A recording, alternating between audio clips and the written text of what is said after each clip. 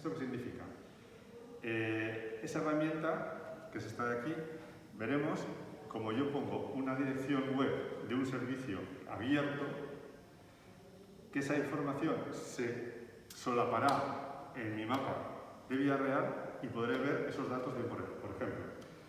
El hablado del Instituto Geológico Minero. También teníamos preparada para la presentación pues, los primeros vuelos que hubo en España en el año 56-57, donde podríamos cargar esa capa de vuelo y ver Villarreal cómo era en el año 56. Y luego podemos poner otra capa que es una ortofoto de tiempo real de hoy y podemos ver con una herramienta que se llama Cortina que podemos cambiar y podemos ver exactamente esta parcela o este lugar que a mí me interesa ahora, qué imagen fotográfica tenía en el 56 y qué tiene en el 2021. Es una herramienta importante. Otra herramienta que también podríamos buscar y que por parte de mis compañeros de urbanismo tenía mucho interés, que era el detectar todos aquellos inmuebles que tengan mayor de 50 años.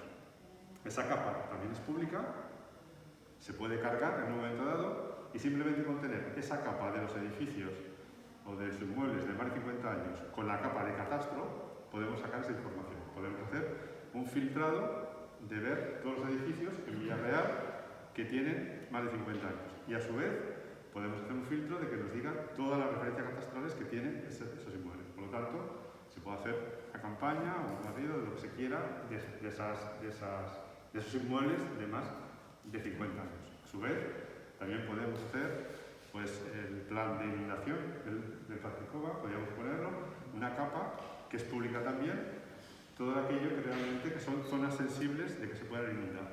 Hacemos un filtro y podemos hacer todo eso a tiempo real. Otra de las herramientas que también hemos puesto y que era muy demandada era el tema de descarga de planos.